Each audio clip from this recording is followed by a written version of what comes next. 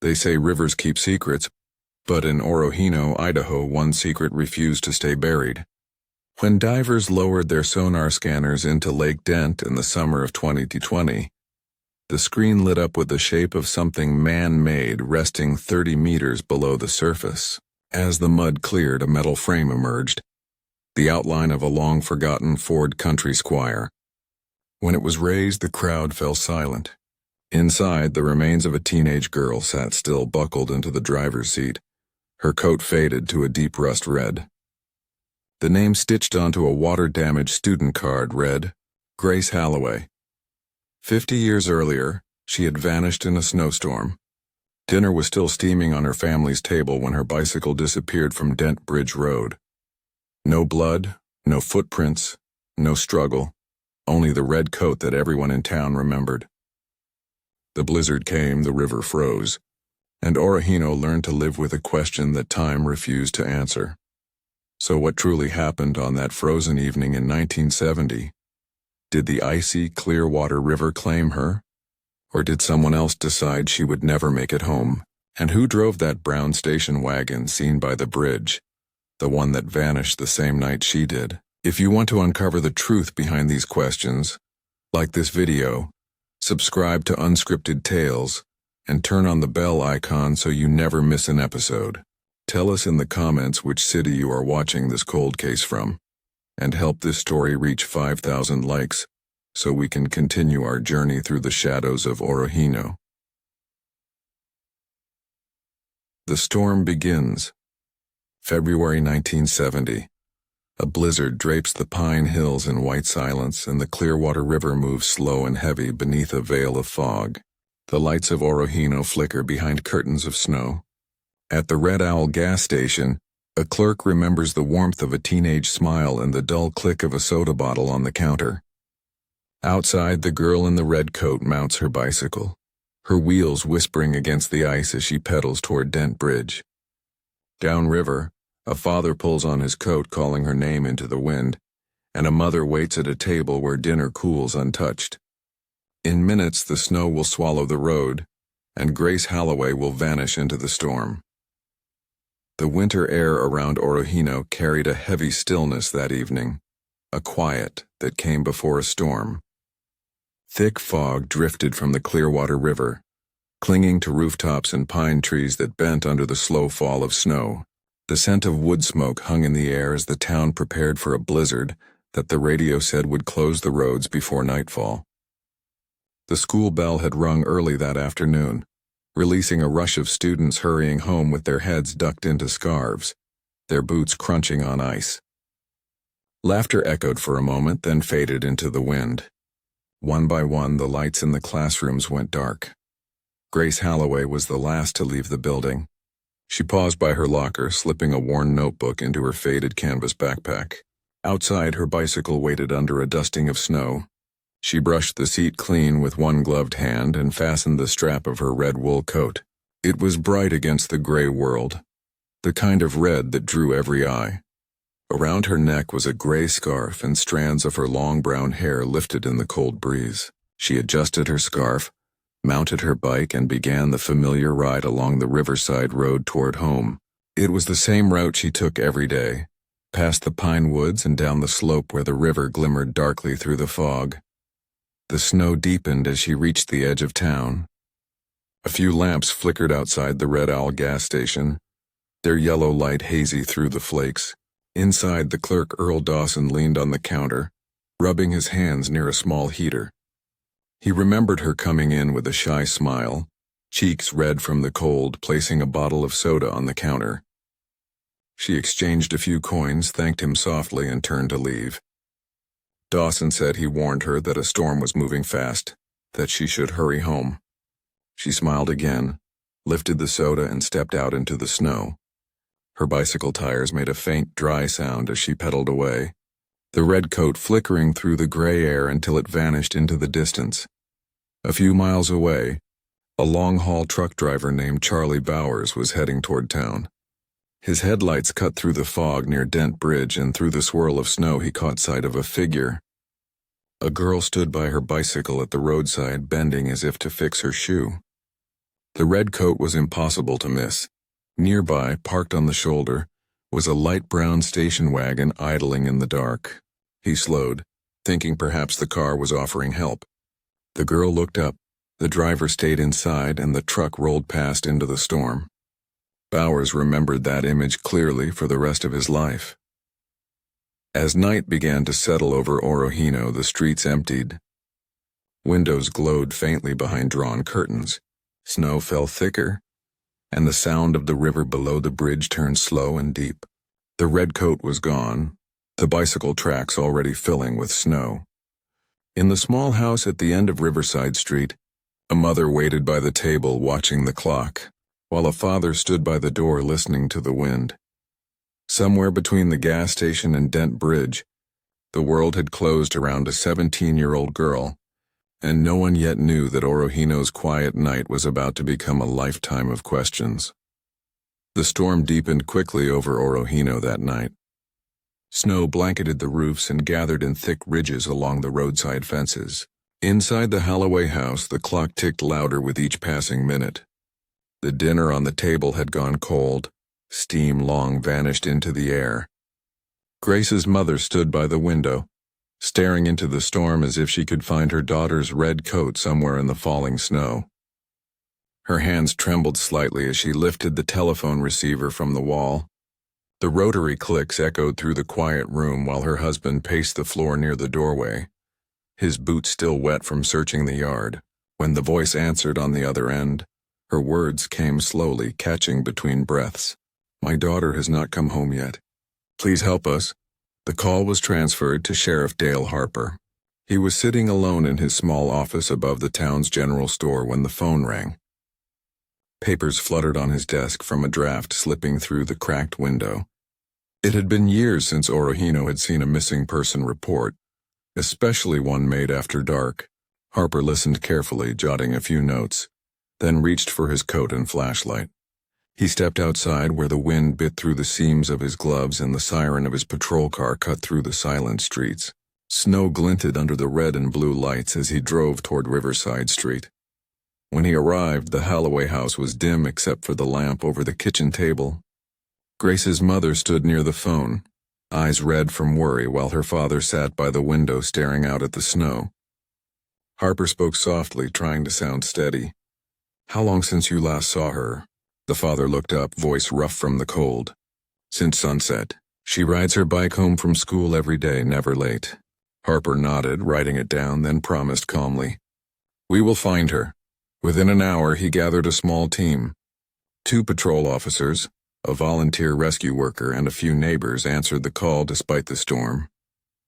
They met by the edge of town, their flashlights glowing weakly in the wind. Harper split them into groups, marking routes with quick strokes on his map. One pair would search along the river toward Dent Bridge. Another would follow the main road past the gas station and circle back.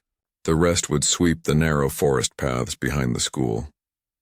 He told them to call out her name every few minutes, to listen for any sound in return, even the faintest. Engines rumbled to life, and the search began. Headlights cut thin paths through the fog while the snow fell harder, swallowing footprints as fast as they were made. From the Halloway porch, her mother watched the convoy of lights fade into the dark. The wind carried their voices as they called Grace's name into the storm, but no voice came back. The snow was still falling when Harper tightened his scarf and started down the road himself, his flashlight sweeping across the empty fields. Every sound felt louder. The creak of trees, the crunch of ice, the low hum of the river. Somewhere beyond the white curtain lay the bridge, the last place anyone had seen a red coat flash against the gray. And as Harper pressed deeper into the night, he could not shake the thought that the storm was not hiding her. It was keeping something. The storm had swallowed the world by the time the search party reached the Riverside Road. The wind howled through the pines, sweeping clouds of snow across their flashlights, and the river below sounded like a slow-moving breath. The air was sharp, freezing inside the lungs, and every word vanished as soon as it was spoken. Dale Harper led the group down the narrow path, his coat stiff with frost, his flashlight beam cutting through a haze of white. The others followed at intervals, each calling Grace's name into the dark. The wind carried their voices across the trees, then drowned them beneath the sound of rushing water. Visibility was barely a few feet. The road wound downward toward Dent Bridge, slick with thin layers of ice that cracked beneath their boots. A police dog barked once, then fell silent, its breath forming pale clouds in the air. Harper stopped often, shining his light along the edge of the road, hoping for something. Any trace of red against the endless gray. Time passed without measure. Only the sound of crunching snow and the steady hum of bridge cables carried through the storm. Then one of the volunteers shouted faintly from ahead. Harper hurried forward, his flashlight trembling in his hand. On the ground before the bridge lay two shallow lines pressed into the snow, small and parallel. Bicycle tracks. He crouched, brushing away the fresh layer to see the spoke pattern clearly etched into the frozen road. They were small even and straight. Grace's bike, he was sure of it. The marks led right up to the start of the bridge and stopped. Beyond that point there was nothing. No skid, no drag, no footprints, only smooth snow that glistened in the light like polished glass. The river below was hidden in fog, but Harper could hear it moving, slow, deep, and cold. He leaned over the railing, pointing his flashlight into the darkness. The beam touched the surface for a moment, then disappeared into black water. The bridge cables vibrated in the wind, humming a low, steady note that seemed to echo through the valley. The sound crawled under his skin, a strange reminder of something alive beneath the surface. The others gathered quietly behind him, their breaths loud in the silence. No one spoke. There were no signs of a struggle, no fallen bag, no broken glass. It was as if the girl had reached the bridge and simply ceased to exist.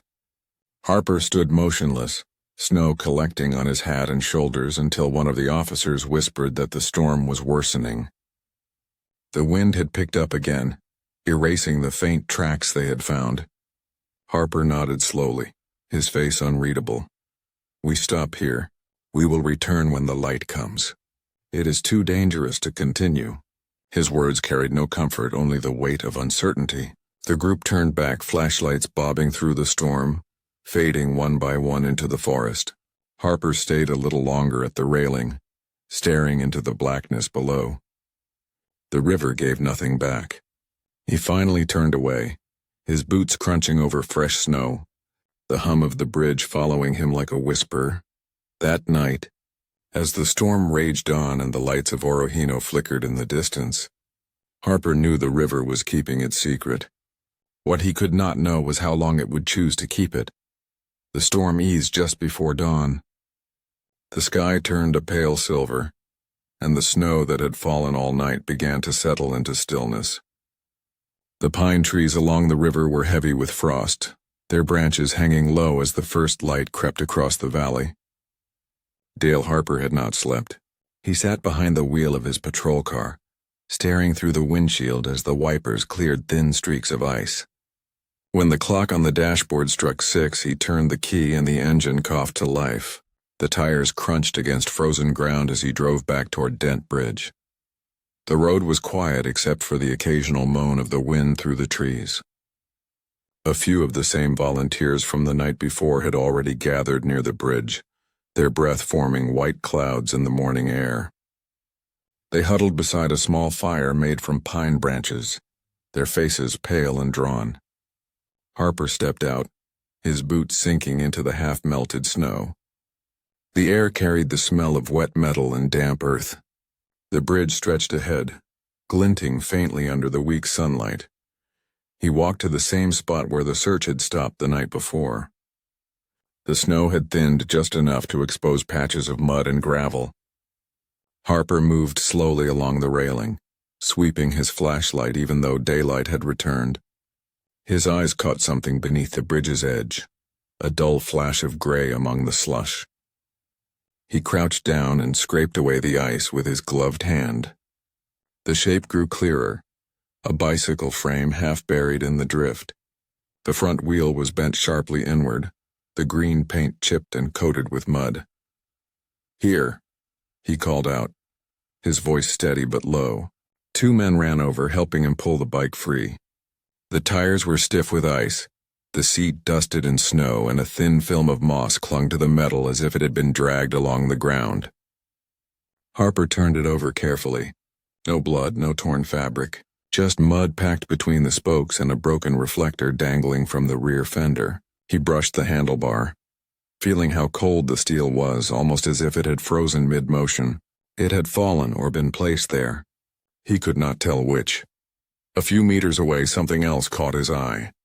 Deep grooves cut through the thin snow, wider than the bicycle's tracks, pressed deep into the frozen road. Tire marks. Harper knelt again, tracing the edges with a stick. The pattern was clear and heavy, made by a large vehicle, two parallel lines stopping abruptly at the railing, as if the driver had braked hard or turned too close to the edge. There were no marks of reverse or spin, only a straight approach and a sudden stop. Harper straightened, scanning the scene. The bridge was narrow, bordered by the river on one side and thick forest on the other. If a car stopped here that night, it was for one of two reasons: to pick someone up or to block someone's path. He signaled one of the officers to photograph everything. Each click of the camera shutter echoed faintly across the empty bridge. He took notes in his small pad, sketching the tire ruts beside the bike, the distance between them, the direction of travel. Years of habit made him methodical, but inside unease tightened his chest. As the morning sun rose higher, melting water dripped from the railing onto the river below. The surface moved slowly, dark and smooth, the sound of the current deep and distant. Harper leaned against the railing for a moment, staring at the flowing water. He imagined the girl stopping here, her bike slipping, or maybe a car pulling up beside her. Perhaps she was forced to stop. Perhaps she never had a chance to move again. The search team waited for his order. Harper finally looked up, voice quiet but certain. "We will continue along the banks. Check every curve of this river. Do not miss a single patch of ground." The men nodded and moved out, leaving Harper alone by the bridge, his notebook half filled. The river whispering below. He stood there until the last of the morning frost began to melt, the hum of the bridge cable steady above him. The evidence was thin. A broken bicycle, a set of tire ruts, and a feeling that the truth was somewhere just out of reach. Yet as Harper turned back toward town, one thought stayed in his mind. Whoever stopped on this bridge that night might still be out there, pretending nothing had ever happened. By the second morning, the whole town of Orofino was whispering about the red coat and the bridge. The news had spread faster than the river current itself. People stopped Harper on the street, each certain they had seen or heard something useful.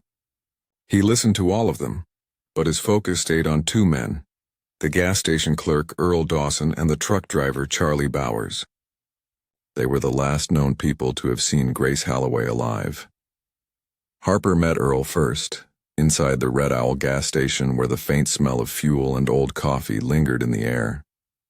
The clerk looked tired, his hands shaking slightly as he cleaned the counter that Grace had leaned on 2 nights before. Harper opened his notebook and began with quiet questions. Earl repeated what he had said earlier, that Grace had bought a soda and left just before the snow turned heavy. But now, as Harper pressed for detail, something new surfaced. Earl hesitated, eyes narrowing as he searched his memory. Just after she left, a car had pulled up outside the station, a light brown station wagon.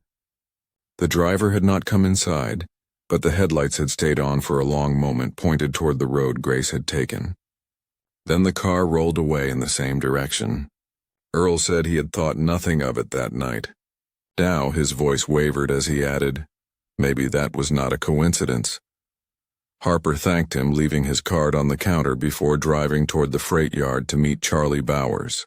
The truck driver was a broad man with deep lines around his eyes, still shaken by what he had seen near the bridge. As they stood beside his parked truck, Charlie looked toward the snow-covered hills and took a slow breath. He told Harper that his headlights had caught both the bicycle and the girl standing by it. She seemed to be adjusting something near her shoe. A light brown wagon was stopped close to her, engine running, but the driver never stepped out. He had assumed the man was helping her. When Harper asked if he could describe the vehicle more clearly, Bauer said it had an Idaho plate, one headlight dimmer than the other, and rust on the rear bumper. He had not seen the driver's face, only the shape of someone sitting behind the wheel. The pieces began to connect, thinly but clearly. A car near the gas station, the same color as the one by the bridge. Grace between them both. Harper felt the knot in his chest tighten. It was too deliberate to be chance. But there was still the river, deep and dark, waiting with its own answers. He contacted the nearest county dive team and requested immediate support. By noon, 2 trucks carrying equipment arrived from Kamaya. The divers stood in thick neoprene suits by the bridge, their breath fogging in the air as ropes and air tanks clinked softly in the cold. Harper briefed them quickly, pointing to the area below the railing where the bike had been found. The water was black and slow-moving, carrying chunks of broken ice from upstream. The first diver descended with a weighted line, disappearing within seconds. Hours passed. They surfaced several times, shaking their heads each time. The riverbed was uneven, full of debris and deep pockets of silt. The current made visibility almost zero. By sunset, they had found nothing. No sign of the girl, no sign of the car. Harper ordered floodlights set up and continued through the night, but the result remained the same. 2 days later, the search was called off. The divers reported strong currents under the bridge, enough to drag anything caught there miles downstream. But Harper did not believe it. The evidence on the bridge told a different story. The clean bicycle, the missing footprints, the sudden tire ruts. It did not feel like an accident. It felt like someone had wanted the river to look like the answer. As Harper stood once more by the railing, the last of the daylight fading behind the trees, the cables of Dent Bridge gave off their low, haunting hum. The wind carried it over the water, steady and cold. Harper watched the current twist below him and whispered to himself that rivers never truly hide what they take. They only wait for the right time to return it. By the 3rd week, Orofino had changed. The same streets that once smelled of wood smoke and fresh pine now carried only quiet. Posters of Grace Halloway's face hung on lampposts, edges curled from the damp. The local paper printed her story under a headline that stretched across the front page: Orofino teen missing near Dent Bridge. Every home in town seemed to hold its breath.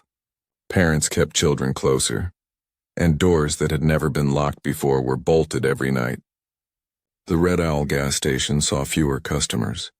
The sound of the river now made people uneasy. Sheriff Dale Harper continued to chase every lead that came in. Some said they had seen a red coat far downriver. Others claimed a strange car had been parked outside town days before the storm, but each story ended the same way, without proof. Weeks turned into months and the snow gave way to spring, but the case stood still, frozen in time. The water search brought nothing. The brown wagon vanished like a ghost. Harper's notes grew longer, yet his answers did not. By the summer of 1970, the official report was closed as a presumed accidental drowning. Harper had written the words himself, but the pen felt heavy in his hand. On the final page of the log, he added a short line in the corner: "Evidence incomplete. Review if new data emerges." He told himself it was temporary, that someday the truth would surface, the river would return what it had taken. But he also knew that Orofino had already begun to move on. Grace's parents could not bear to stay. In late autumn, they packed their belongings and left town quietly, leaving behind the little house on Riverside Street with its empty bedroom and faded curtains. Earl Dawson, the gas station clerk, removed the missing poster from his window a few months later. He folded it carefully and placed it under the counter, though he never threw it away. The silence returned to the town, a silence that no one dared disturb. Years rolled forward. The file on Grace Halloway gathered dust in the county archive. During the flood of 1979, when the Clearwater rose higher than anyone remembered, dozens of records were soaked and lost. Water warped the paper, blurred the ink, and washed away entire paragraphs. Some photographs stuck together, others discolored until the faces in them were barely visible. When the damage was repaired, Grace's file looked like it had aged 50 years overnight. Dates smudged, names faded, and a map of Dent Bridge lay torn across its middle. The case that had once filled headlines now sat in a drawer labeled, "Closed incomplete," yet one man refused to forget. Dale Harper had retired by then. His hair turned gray, but he still visited the river every winter on the same night. He would park his truck by the bridge, step out into the cold, and stand for a long time in silence. Sometimes he brought his old notebook, the one he had kept hidden at home, untouched by the flood. Inside it were copies of photographs, tire sketches, and his own private notes. He said little to anyone about it, but every entry ended the same way. "She is still out there." The bridge still hummed in the wind, the same low sound it made the night she vanished. And Harper listened to it every year, waiting for the river to finally speak. What he could not know was that time itself was slowly building toward the day when that silence would finally break, and the truth buried beneath the water would begin to rise. 35 years passed before anyone opened Grace Halloway's file again. It happened quietly, inside a low-lit records room beneath the Camaya County Courthouse. Rows of dusty boxes lined the metal shelves, their labels fading under the soft hum of fluorescent lights. Investigator Ellen Briggs stood between them, holding a clipboard and a mug of cold coffee. She had been assigned to digitize all pre-1980 unsolved cases, a project meant to preserve history, not necessarily to solve it. Yet as she lifted a weathered folder marked Orofino, February 1970, something about it made her pause. The folder was swollen from water damage, edges warped, the paper inside brittle. When she opened it, the first photograph that slid out was of a bicycle leaning against a snow-covered railing. Across the bottom, faded handwriting read Dent Bridge. Morning after. Briggs began scanning the contents one by one. Most of the images were blurred from the flood that had nearly destroyed the archive decades earlier. But when she reached the page containing tire impressions beside the bridge, the detail caught her attention. Even though the print was weak, she noticed a unique diamond tread pattern pressed into the snow. She zoomed in and enhanced the contrast on her computer. The more she studied it, the clearer it became. This was not a common tire mark. It belonged to a large station wagon from the late 1960s, most likely a Ford Country Squire. She checked reference images online, comparing tread widths and spacing. The match was near perfect. That small discovery reignited the file that had been silent for 3 decades. Briggs contacted the state archives, requesting access to old vehicle registration microfilms from 1968 to 1970. For 2 days she sat in the dark viewing booth, scrolling through rolls of film, frame after frame, her eyes stinging from the flicker of light. Finally, she found a listing that froze her hand on the reel. Ford Country Squire, light brown, 1969 model, registered to Robert A. Keene of Camaya. The renewal date on the registration had expired in early March of 1970, just days after Grace Halloway disappeared. Briggs wrote the name down slowly, underlining it twice. She began mapping the distances between Camaya and Orofino. The two towns were connected by a single winding highway that crossed the Clearwater River at Dent Bridge. The same bridge where Grace's bicycle had been found. Her cursor traced the route on her screen: Camaya, Orofino, Dent Bridge, and back. The alignment was exact, the same direction the station wagon had been seen traveling. Briggs leaned back in her chair, staring at the faint glow of the monitor. A cold case that had faded into rumor was beginning to breathe again. She printed the images, laid them side by side across her desk, and stared at the evidence like a puzzle returning to shape. The tire marks, the color, the year, the registration that ended the same week the girl vanished. Too many pieces fitting together too cleanly to be dismissed. Somewhere in Camaya, she thought. The man who once owned that wagon had lived quietly for more than 30 years, believing time had erased his trail. The next morning, she packed her notes and drove toward Orofino. The bridge looked almost the same hum in the cables, the same dark water below, only older now, calmer, hiding the same story it once refused to tell. Briggs stood by the railing where Harper's flashlight had once shone through the snow, and she whispered to herself that time never truly buries the truth. It only waits for someone stubborn enough to dig it back out. What she did not yet know was that the answer she was chasing did not lie in the water anymore. It was sitting in plain sight, behind the closed doors of a quiet house in Kamaya, and the man inside had been living with the truth every single day. The discovery of the Ford registration had set something alive inside Ellen Briggs. For weeks she reviewed every photo, every map, every faded note that survived from the original case. But there was one thing she kept returning to: the river itself. The Clearwater that Harper had searched in 1970 was no longer the same river. In the late 70s, the Dent Dam project had reshaped everything. What was once a fast-moving current had become Lake Dent, wide and deep, swallowing entire valleys and bends of the old channel beneath it. If the station wagon had gone into the water that night, it was now buried somewhere below the surface of that man-made lake.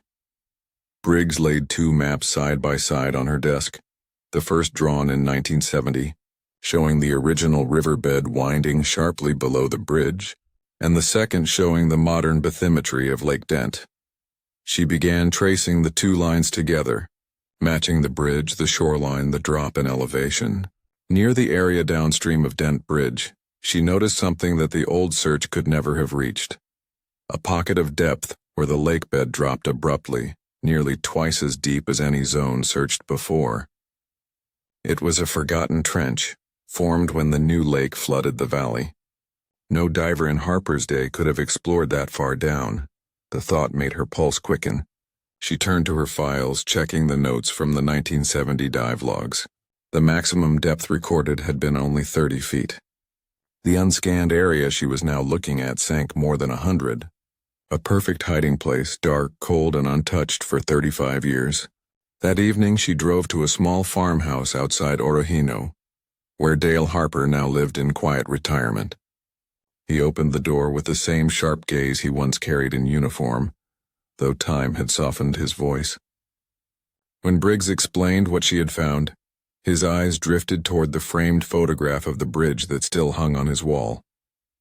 For a long moment he said nothing. Then he nodded slowly and said he would help her. The river had taken too much from him to refuse another chance at truth. Together they formed a plan. Briggs would request permission from the state for a specialized survey of Lake Dent using multi-frequency, side-scan sonar and a remote-operated vehicle equipment that could map the depths with precision no diver could reach. The best time to search would be early summer, when the water was at its lowest level and visibility was clearest. She prepared the paperwork, referencing the historical case and the new geographic findings. 2 weeks later, the approval came through. Funding was small, but it was enough. By the first week of June, the project was ready. A small research vessel was anchored near Dent Bridge, its deck fitted with monitors, sonar scanners, and cables coiled neatly by the rails. Briggs stood on the dock with Harper beside her, the old bridge towering above them, cables humming in the soft morning wind. The same hum that had haunted him for half a lifetime. She placed her hand on his shoulder and said quietly that the water below might finally tell its story. The equipment powered up, sending ripples of sound waves into the lake. On the screens, bright blue and gray shapes began to form, the ghostly outlines of the lake bed, the old river path still visible beneath layers of silt. The trench appeared exactly where her maps had predicted, darker than the rest, a deep scar carved into the floor of the lake. Harper leaned forward, his jaw tight, eyes fixed on the shifting patterns. Both of them knew what they were hoping to see, though neither spoke it aloud. The sonar beam swept across the trench again, and for a moment, a faint rectangular shadow flickered on the screen. something that did not belong to rock or sediment. Briggs adjusted the frequency and zoomed in. The outline grew sharper, metallic, roughly the size of a car. A chill ran through the air between them as the shape settled clearly on the monitor. Harper whispered that he had been waiting 35 years for this moment. And as the boat drifted silently over that hidden trench, the hum of Dent Bridge echoed faintly across the water, like the sound of the past stirring awake. Something real was down there, waiting, heavy and still. What they were about to uncover would finally pull the river's secret back into the light. The water around Dent Bridge was calm that morning, still enough to mirror the gray clouds above. The air was cold and heavy with the scent of wet pine. Ellen Briggs stood at the edge of the research vessel, her eyes fixed on the screens that glowed inside the cabin. Dale Harper sat beside the sonar technician, silent, his hands clasped tightly together. Every few seconds the machine sent out a low pulse, a sound that rippled through the lake and came back as ghostly images of the world below. Each sweep revealed more of the lake bed, its contours drawn slowly like the memory of a buried landscape. They began the search in a spiral pattern, starting from directly beneath the bridge and moving outward in widening circles. The sonar beam painted the water in gradients of blue and gray, every shadow a potential clue. The monitors flickered as the machine sent back wave after wave of echo data. Fish darted like small flashes of silver. Rocks appeared as dark mounds, and now and then a tree trunk showed up like a skeleton resting in the mud. Hours passed. The hum of the sonar mixed with the steady rhythm of the wind brushing across the surface of the lake. Then, as the vessel completed another slow turn around the trench, something unusual appeared on the screen. A sharp rectangular shape glowed faintly at the edge of the sonar sweep. It was too even, too symmetrical to be part of the terrain. The technician leaned closer, adjusting the gain. The shape came into focus, long, wide, and unmistakably mechanical. Briggs felt her heart beat faster. Harper leaned forward, the lines on his face tightening. The sonar measurements confirmed it, about 18 feet long, 6 feet wide. The exact size of a late 1960s station wagon. They repositioned the vessel directly above the coordinates. The sonar passed again, slower this time. The outline grew sharper, the metallic density brighter than the surrounding mud. A second pulse confirmed it. The object rested at a depth of just over 30 meters. Nose angled slightly downward into the slope of the lake bed. Briggs exhaled softly. It was real. Something solid. Something that had been waiting for them under that water for more than 3 decades. Harper stood beside her, whispering that this was where it ended. Or perhaps where it began. Briggs nodded and gave the signal to deploy the ROV, a small remote-operated vehicle equipped with lights and a camera mounted to its front. The machine slid off the deck with a splash, its tether uncoiling into the water. The monitor in front of them turned black, then slowly filled with drifting particles of silt as the ROV descended into the deep. Its lights cut through the darkness like a tunnel through time. At first, all they could see was mud and fallen branches. Then the shape came into view, a curved edge of metal covered in layers of algae. The ROV moved closer, brushing away clouds of silt with its propellers. As it circled the object, the image on the screen became unmistakable. The long, rusted frame of a car, its roof partially collapsed, the paint worn to a dull bronze color. The front bumper was crushed inward and the windshield was shattered, glass glittering faintly under the ROV's light. One door hung slightly open, swaying with the slow current. And right in the center of the grille, still visible beneath years of decay, was a faint emblem. The camera zoomed in and there it was, the Ford logo. Harper's eyes filled with something between relief and sorrow. He murmured that the river had finally spoken. Briggs leaned closer to the screen, her breath catching as the ROV drifted toward the open door. Inside, the seats were coated in silt, but one shape was unmistakable, a dark human form still buckled into the driver's seat. The red of the coat was long faded, but it was there. The silence inside the cabin was absolute. No one spoke. The river had kept its secret, but it had never let it go. Briggs ordered the ROV to back away. The coordinates were locked. The area was marked on the map, and the perimeter was secured with floating buoys to prevent disturbance. She radioed the recovery team stationed on shore. The operation would begin at dawn. It would take cranes, divers, and patience, but they would bring the car back to the surface. After 35 years, the investigation that had frozen in a blizzard was finally breaking through the water. As the vessel drifted quietly near the bridge, Harper stepped to the railing, staring at the calm surface where the cables hummed softly above. He said that the truth had been waiting all along, right beneath the sound of the wind. The hum of the bridge seemed louder now, almost like a voice. The lake lay still, but beneath it a story was ready to rise, one that would change everything they thought they knew about Grace Halloway. The dawn broke quietly over Lake Dent, a thin layer of mist floating across the surface like breath from something sleeping. The cranes stood tall against the pale sky, their cables swaying in the soft morning wind. On the deck of the recovery barge, Ellen Briggs checked her notes one last time, her eyes shadowed from a sleepless night. Beside her, Dale Harper leaned on the railing, his face lined with years of waiting. The hum of Dent Bridge carried faintly over the water, the same sound that had haunted him for decades. But today the sound felt different. It felt like an ending was near. Divers slipped quietly into the water, the splash echoing against the steel hull. Their air tanks hissed as they descended, vanishing into the deep green below. Cables followed, trailing behind them with heavy hooks and lift bags ready to be secured. From the monitors inside the barge, the ROV's camera followed their movements, its lights piercing the murk. The image of the car appeared again on the screen. The same rusted Ford Country Squire resting silently on the lake bed. The divers worked slowly, fastening the slings beneath the frame, brushing away silt that rose like smoke in the dark. When the final strap was locked, Briggs gave the signal. The crane engine roared to life and the steel cable began to tighten.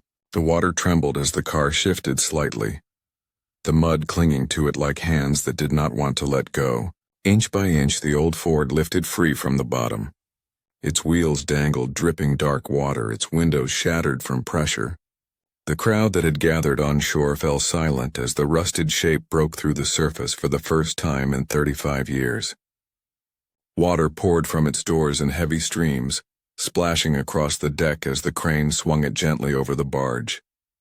Harper watched, motionless, as the car was lowered onto a tarp. He had imagined this moment for most of his life, but seeing it made his chest tighten in a way he had not expected. The once light brown paint was now streaked black with algae and rust. The windshield hung in shards, edges glittering in the sunlight. The driver's door had been forced open by the impact of water years ago, its hinges twisted and weak. When the team pried it wider, the silence deepened even more. Inside sat the body of a young woman, still buckled into the seat, her bones fragile but intact. The red wool of her coat had faded to a dull brown, yet enough remained to recognize it. A scarf still hung loosely around the neck and a simple bracelet clung to the wrist. Briggs stepped closer, her voice low as she instructed the forensic team to proceed carefully.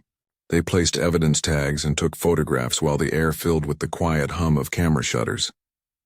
Every movement was slow, reverent, and deliberate. As they lifted the remains, something small slipped from the pocket of the coat, a leather-bound notebook, its pages sealed together by years underwater. Beside it lay a cracked student identification card, the photo of a smiling girl barely visible under the stains. Grace Halloway. Harper turned away, his jaw trembling as he pressed a hand to his eyes. He had promised her parents he would find her. It had taken half his lifetime, but here she was at last.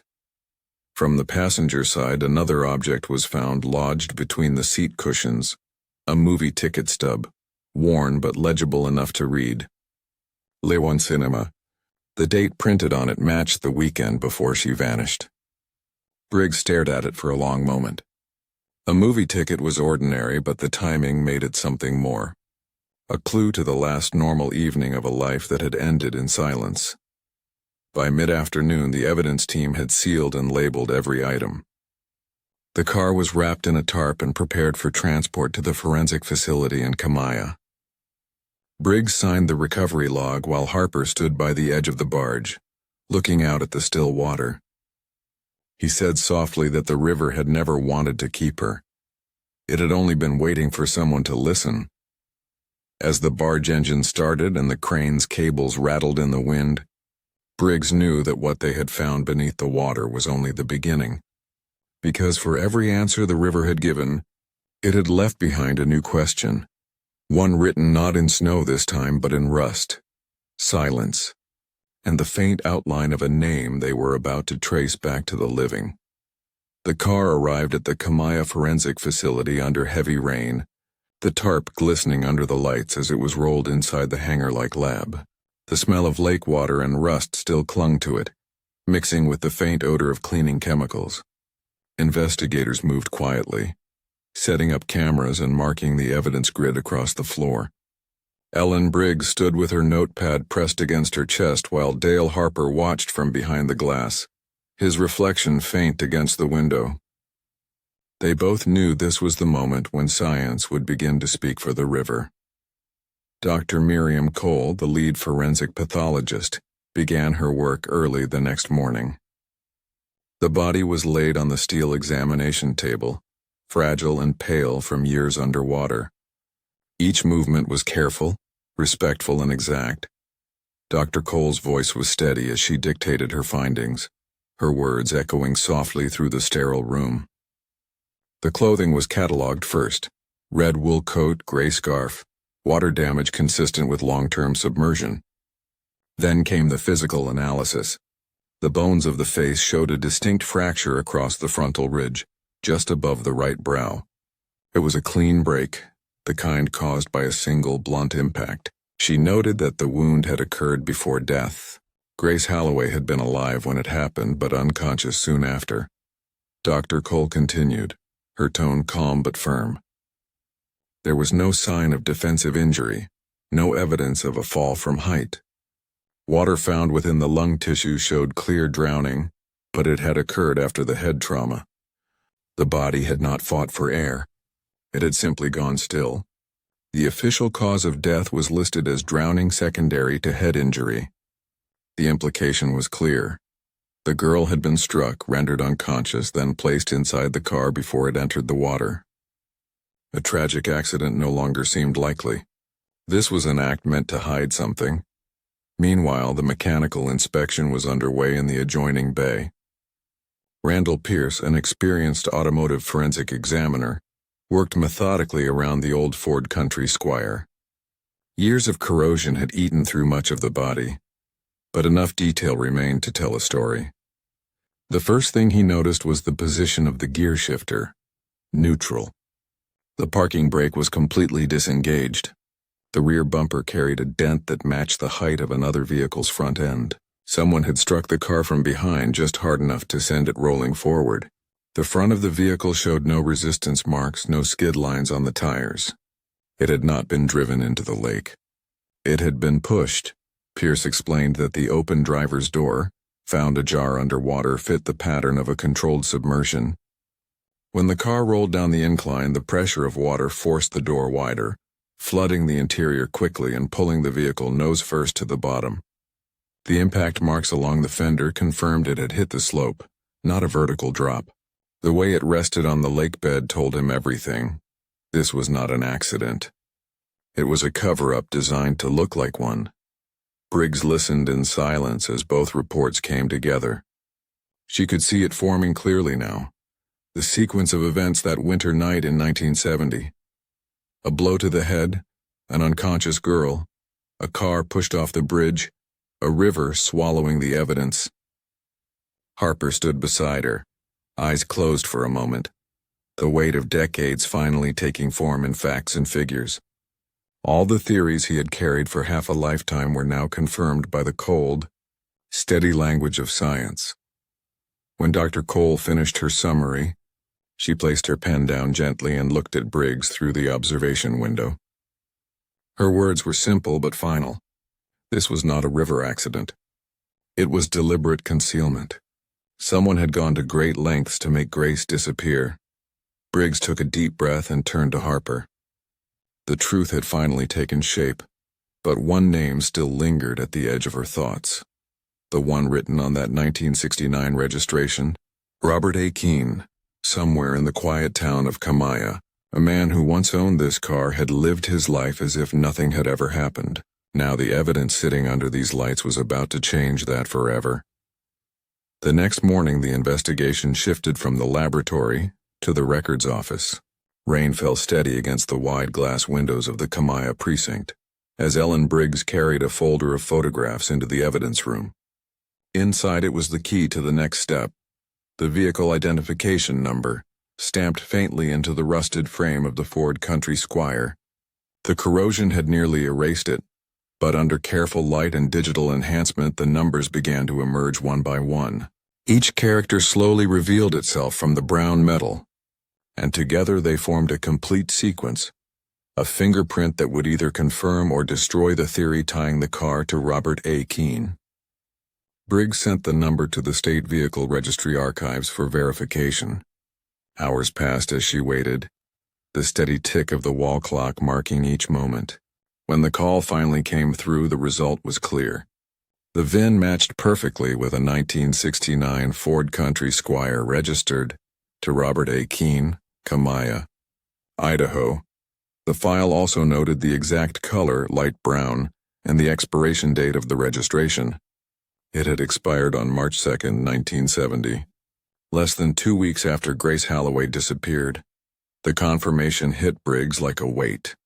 Everything lined up, the eyewitness descriptions, the tread pattern, the timeline. But she needed more than numbers. She needed proof that this car had been altered after that night.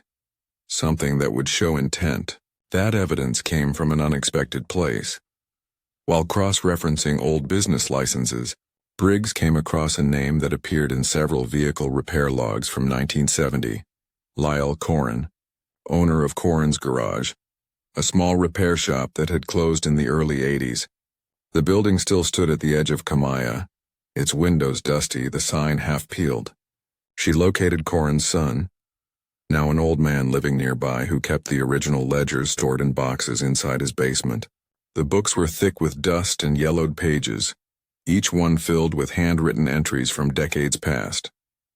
Briggs carefully flipped through the February section. Her eyes scanned columns of names, license plates, and notes. Then she saw it. February 12, 1970. Robert A. Keene, Ford Country Squire, color noted as tan. The work order listed repairs to the right rear quarter panel and a full repaint. The reason scribbled beside it was vague. Accident repair, minor impact. The payment was made in cash and the record stopped there. Briggs held her breath as she photographed the page. The date was only 10 days before Grace vanished, and the location of the repair matched the dent still visible on the recovered vehicle. When she showed the entry to Harper, he nodded slowly. The quiet in his eyes turned sharper. The river had returned its evidence, and now the paper trail was finishing what time had tried to erase. Together they compiled the data, the VIN confirmation, the color, the repair receipt, the registration expiry. It was all tied to one name, Robert A. Keene. Briggs submitted the compiled report for administrative review, and the results came back with a single, unshakable conclusion. The Ford Country Squire pulled from Lake Dent was officially identified as the same vehicle registered to Robert Keene in Kamaya at the time of Grace Halloway's disappearance. The car that had sat at the edge of Dent Bridge that winter night had a name and owner, and a trail that now led directly to a living man. As the evening light dimmed through the office windows, Briggs stared at the confirmation form lying on her desk. For 35 years the truth had been buried beneath water, mud, and silence.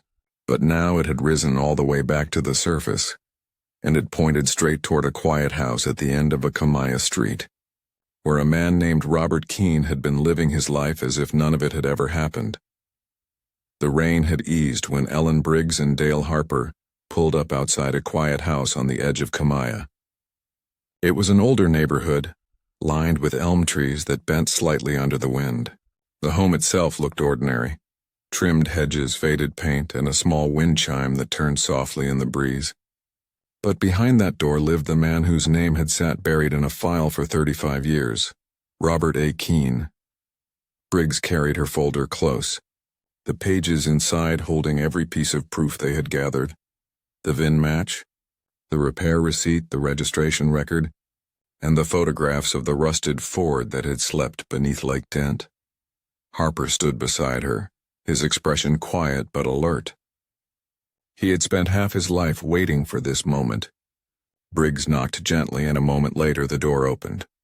Robert Keene stood in the doorway. He was in his 70s now, hair gray, shoulders slightly bent, eyes guarded. For a second he looked confused, but when Briggs introduced herself and mentioned the investigation into a 1969 Ford Country Squire, a shadow crossed his face. He invited them inside. The living room smelled faintly of dust and old wood. A faded photograph of a family picnic sat on the shelf, the glass cracked across one corner. Briggs began carefully, her voice steady. She asked if he had ever owned a light brown Ford station wagon in 1970. Keene nodded slowly, saying he had, but that he sold it long ago, before the spring of that year. He claimed he could not remember who had bought it, only that it was someone passing through town. His answers were smooth, almost rehearsed, but they never landed solid. When Briggs asked where he had been on the night of February 16, 1970, his eyes drifted to the floor. He said he did not recall exactly. Perhaps at home. Perhaps visiting a friend. His voice trembled just enough to show the effort it took to keep it calm. Briggs opened her folder slowly and placed a photograph on the table, the rusted Ford raised from Lake Dent, its shattered windshield still clinging to shards of glass. Keene stared at it without speaking. Then she placed another photo beside it, this time a close-up of the VIN number etched into the metal. She told him it matched his registration exactly. The same car, the same license record, the same paint and make. For a long time, the only sound in the room was the soft rattle of the wind chime outside the window. Keene finally spoke, his voice low. He said that could not be right. His car had been sold, driven away by someone else. He swore he had nothing to do with what happened to that girl, but his words felt thinner than the silence that followed them. Harper watched him closely, not with anger, but with a quiet understanding of guilt when it tries to hide behind memory. Briggs did not argue. She simply opened another folder and handed him a document signed that morning, a court-approved warrant authorizing the collection of a DNA sample. She explained calmly that material from the recovered vehicle had provided partial genetic traces. A comparison could confirm or rule out his involvement entirely. Keene hesitated, then nodded slowly. He did not ask for a lawyer. He did not protest. He simply sat as the technician entered the room, swabbing his cheek with quiet precision. When it was done, Keene leaned back in his chair and looked toward the window. His hands were trembling slightly. He asked what would happen next, but Briggs did not answer. She gathered the files and thanked him for his time. Harper stood by the door for a moment longer, watching Keene's reflection in the glass. The old man did not look like a monster. He looked like someone who had carried a heavy story for far too long, one that had finally begun to crack open. As Briggs and Harper stepped outside, the air felt heavier, almost expectant. The sound of the wind through the trees was slow and rhythmic, like a pulse counting down to something inevitable. The truth was no longer sleeping in the water. It was walking the same ground as them now, and soon it would have a face. The days that followed the interview passed in a slow and tense rhythm. The DNA sample taken from Robert Keene was sent to the State Forensic Laboratory in Boise, where it would be compared against the traces found inside the recovered Ford. Ellen Briggs tried to keep herself busy, sorting through files, reviewing transcripts, but every time the phone rang, her heart jumped. Dale Harper spent most of his time at the precinct, sitting in silence near the window that overlooked the gray streets of Kamaya. He had waited decades for this moment, yet the waiting now felt heavier than ever. The results came early one morning. Briggs arrived at her desk to find an email marked urgent from the Boise lab. She opened it slowly, her hands trembling just enough for the coffee on her desk to ripple. The report was short but clear. A partial male. DNA profile recovered from the steering wheel and the driver's seatbelt buckle of the submerged car matched the reference sample of Robert A. Keene with absolute certainty. It was conclusive. The car he claimed to have sold had carried his touch all the way into the water. Briggs leaned back in her chair, staring at the screen as the weight of the words settled in. It was no longer a question of speculation or faded memory. It was science now, unshakable and exact.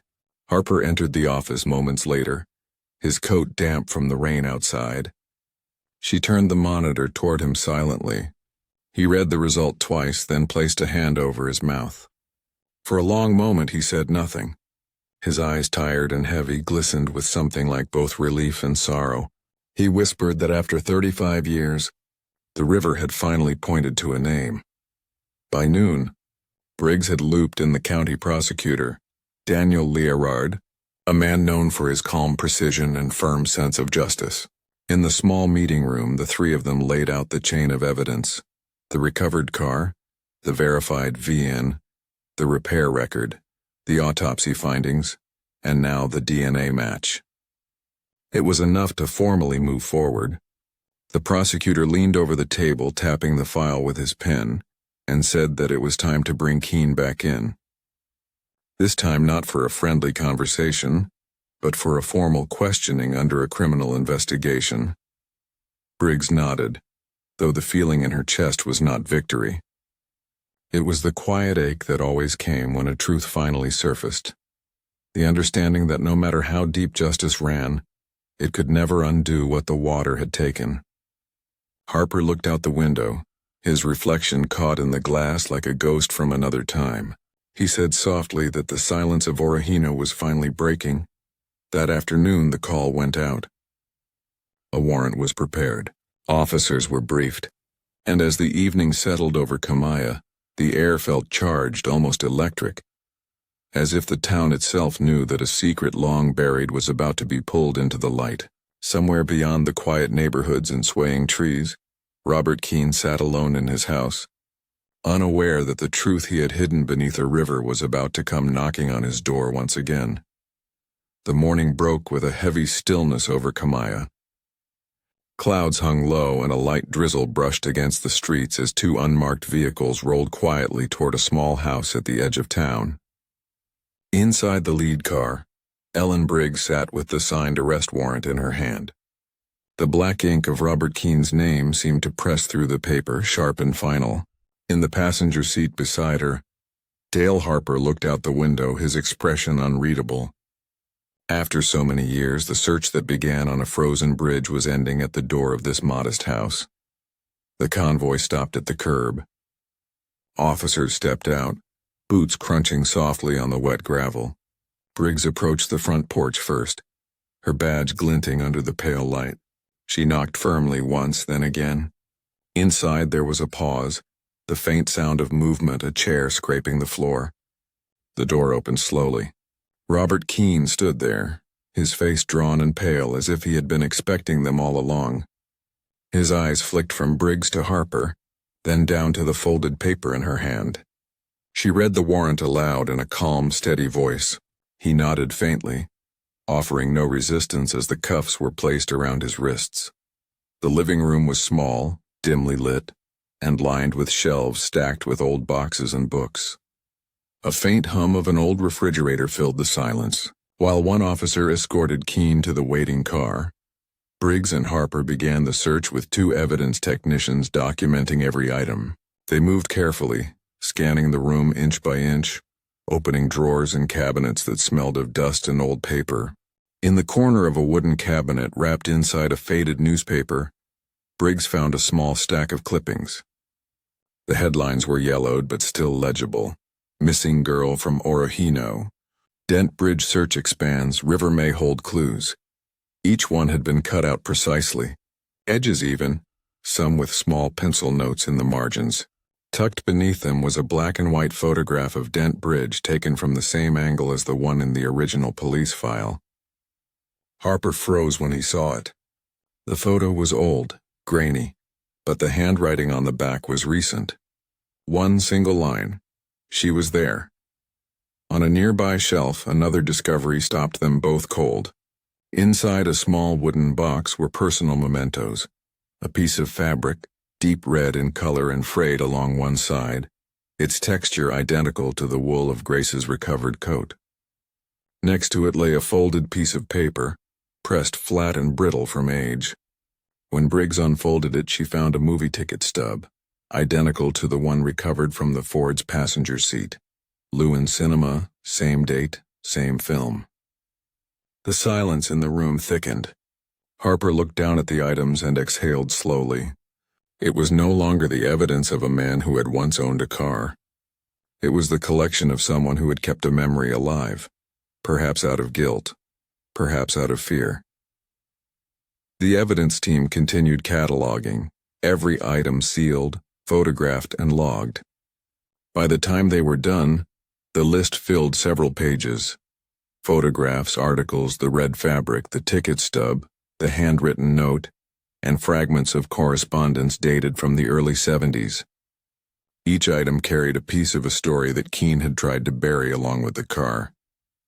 As the last item was tagged and packed, Briggs stood in the doorway watching the patrol car pull away. Keene sat in the back seat, staring through the rain-streaked window. His expression was empty, his eyes fixed on nothing. Harper joined her on the porch, his hands deep in his coat pockets. For years he had imagined this moment. The arrest, the evidence, the end. But standing there he felt no triumph. Only the strange, quiet ache that comes when a mystery is finally over.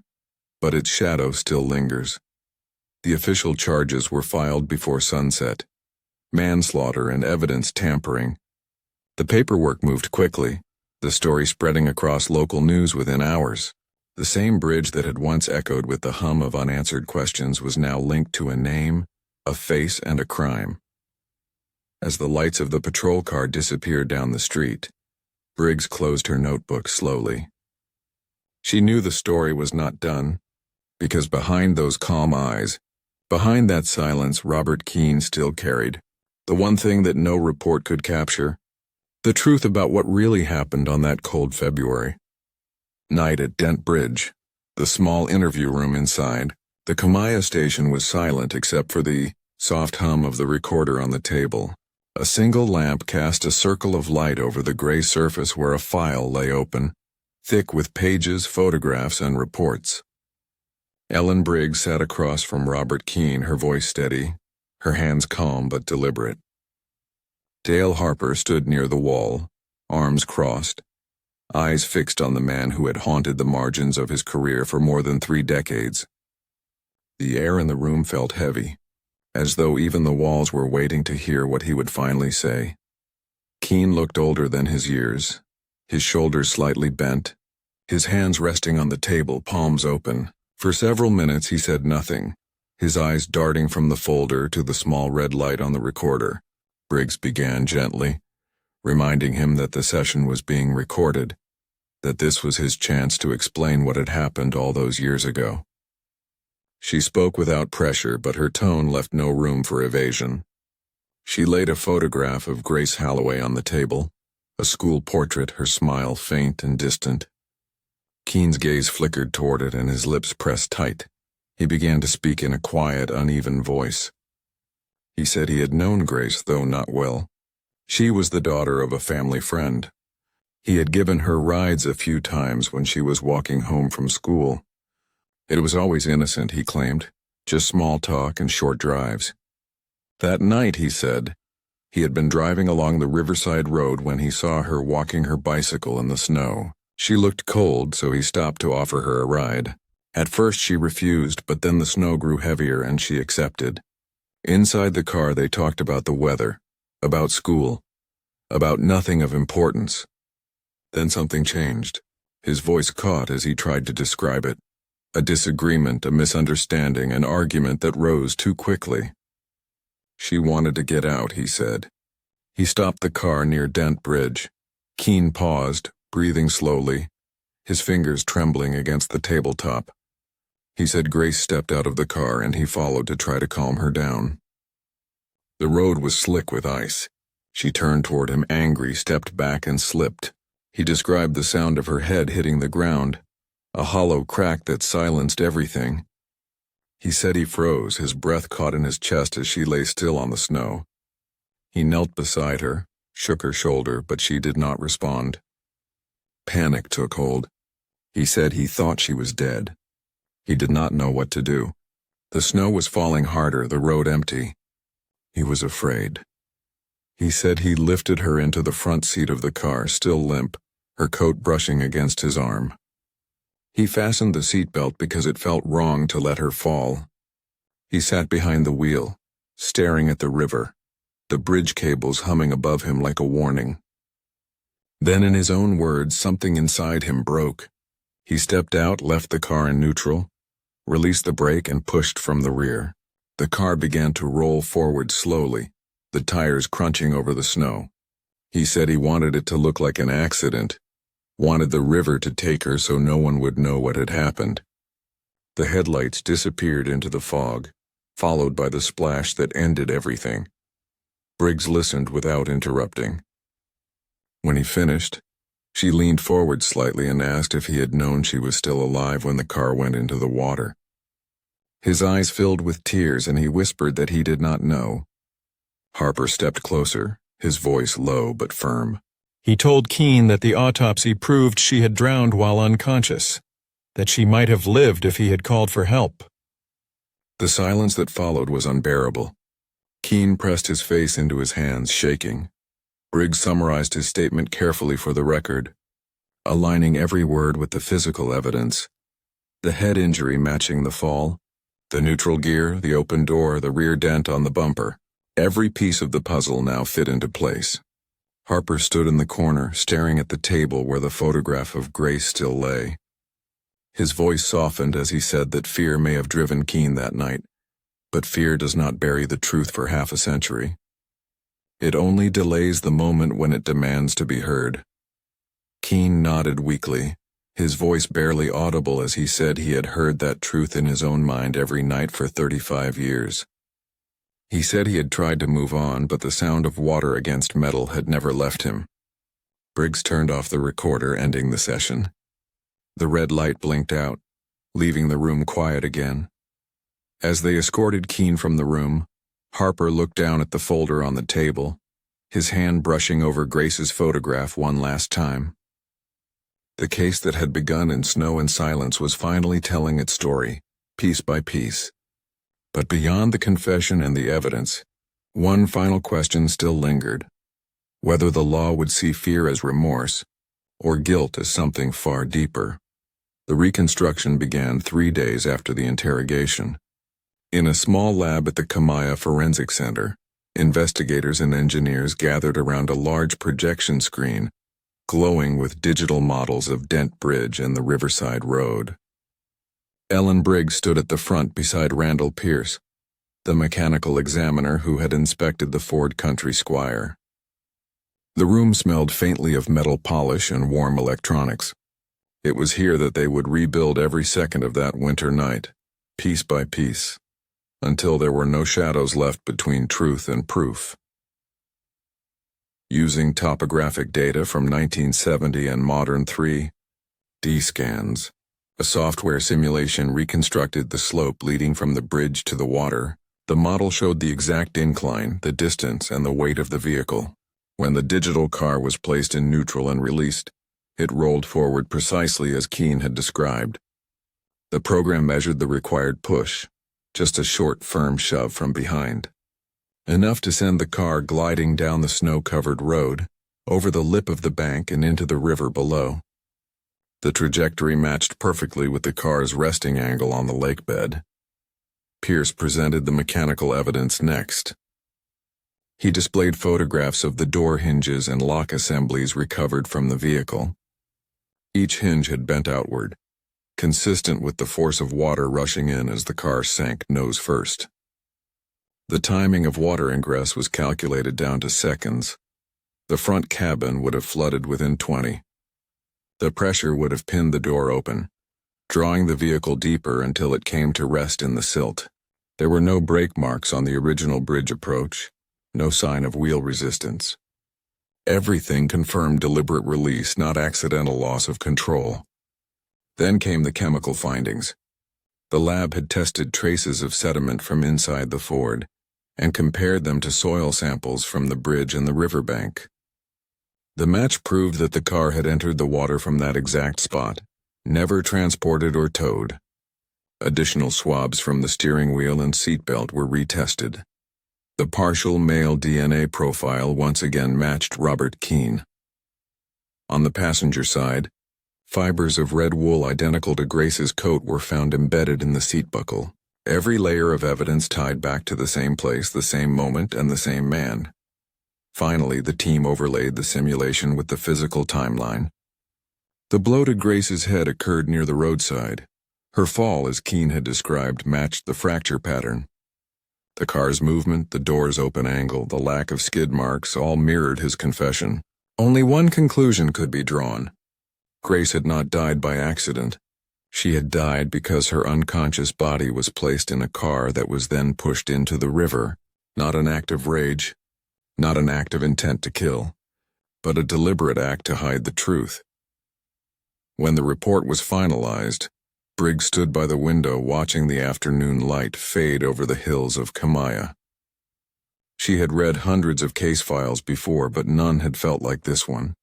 A story carried by silence for half a lifetime, pieced back together by patience and persistence. Dale Harper joined her, holding the printed report in his hand. The title read, Forensic Reconstruction and Classification of Incident, Grace Halloway Case. The final line of the report was simple, written without emotion. Manner of death, homicide by concealment. Supported charges, manslaughter and evidence tampering. Harper closed the file gently. His voice was quiet, steady. He said that sometimes the truth does not shout when it returns. Sometimes it just stands quietly and waits to be heard. Briggs nodded, her gaze still fixed on the bridge visible in the distance through the fog. The case that began in a storm had reached its clarity, yet the story was not finished, because soon the courtroom would open its doors, and Robert Keene would have to face the weight of everything the water could no longer hide. The courtroom in Kamaya was silent that morning, the kind of silence that feels heavy, as if it has been waiting a long time to settle. The wooden benches were filled with faces, reporters, townspeople from Orofino, and a few who had followed the story since the day Grace Halloway vanished. Ellen Briggs sat near the front, her file closed on her lap. Beside her, Dale Harper sat upright, his hands folded, eyes steady on the man who now stood before the judge. After 35 years, the final chapter of the case that began with a missing red coat had arrived. Robert Keene stood at the defense table, his hands resting on the edge as the court clerk finished reading the verdict. The jury had already spoken. Guilty of manslaughter. Guilty of evidence tampering. He did not look surprised. He only looked tired, like someone who had run out of strength to keep pretending. When the judge asked if he had anything to say before sentencing, he nodded slowly and stepped toward the microphone. His voice was thin, but clear. He said he had lived with fear since that night. Fear of being seen, fear of being remembered, fear of facing what he had done. He said he had told himself it was an accident, that he had panicked, that the river had taken her so quickly he could not undo it. But as the years passed, he realized that the silence he had chosen was its own kind of violence. He said he had woken every night to the same sound, the soft hum of the bridge and the echo of water closing over metal. He said he had not asked for forgiveness because he knew he did not deserve it. The judge listened carefully, then leaned forward, his tone steady and deliberate. He said that fear may explain a moment, but it cannot excuse half a century of silence. He spoke of Grace's life. 17 years old, a daughter, a student, a voice taken from a town that had never stopped wondering. He said that justice delayed is still justice even if it arrives carrying the weight of decades. Then he read the sentence aloud. 15 years in state prison for the charge of manslaughter. 3 additional years consecutive for evidence tampering and concealment of a crime. 18 years in total. Keene closed his eyes as the words echoed through the room. There was no sound from the benches, only the faint creak of wood as people shifted quietly. Harper lowered his head, breathing deeply. The ache of long years finally easing just enough to let him exhale. Briggs watched Keene being led away. His hands cuffed once more, the sound of his footsteps fading down the corridor. Outside the courthouse, the air was bright and cold. The news cameras waited, their lenses pointed toward the steps. Briggs and Harper walked past them without speaking. The case was over, yet the story did not feel finished. The bridge still stood where it always had. The water still whispered the same slow rhythm, and the town that had once searched in the snow now carried a kind of quiet peace. As Harper looked out toward the distant hills, he said softly that the river had finally kept its promise. It had returned what it owed. But justice, he added, does not heal what time has broken. Briggs nodded, her eyes following the horizon where the Clearwater wound its way beneath the winter light. The truth had surfaced at last, but like the river, it would keep moving, carrying the memory of Grace Halloway far beyond the bridge that had once held her fate.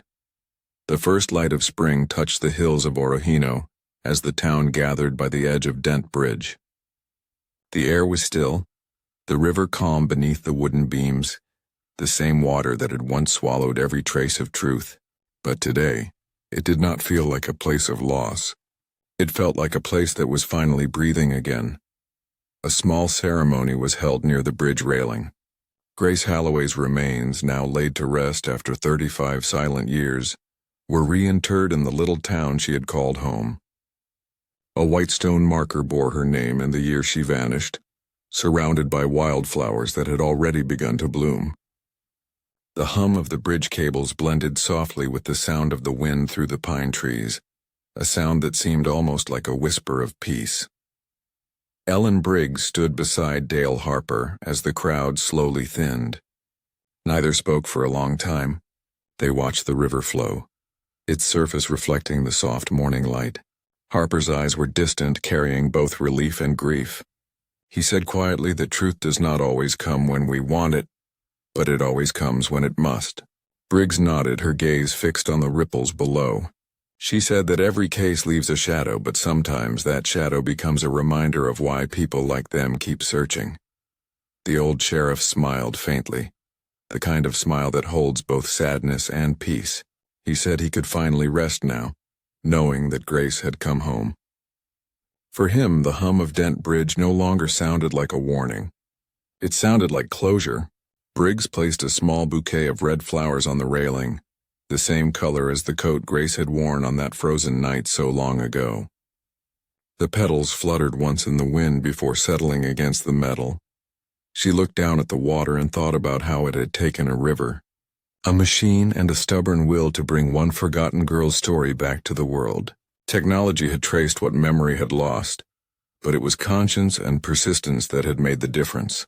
It reminded her that truth is not found by chance. It is found by those who refuse to stop asking questions, even when the answers are buried under time, fear, and silence. As the ceremony ended, the people of Orofino began to leave flowers and messages by the bridge. Some called it the Grace Halloway Memorial Crossing. Children would one day walk across it, not knowing the full story, but knowing that it was a place where the truth had once risen from the deep. Briggs turned to Harper one last time before they left. She said that justice can take years, but what matters is that it comes. Harper nodded, his eyes glinting in the light. The two of them walked slowly toward their cars, their footsteps fading as the wind carried the low hum of the bridge across the valley. And so ended the story of Grace Halloway, a story of silence, snow, and the river that would not forget, a story that began in the cold and ended in peace. A reminder that no matter how far truth is buried, it always finds a way to rise. If you are still watching this story, it means it reached your heart. So this story truly deserves your like and your subscribe. Please turn on the bell icon so you never miss another case on Unscripted Tales. And help me reach 5,000 likes on this story. That is the goal my mother set for you all. So help me reach it. It is totally free. Tell me in the comments from which city you are watching this cold case story. And remember, every truth, no matter how long it sleeps, waits for someone brave enough to wake it.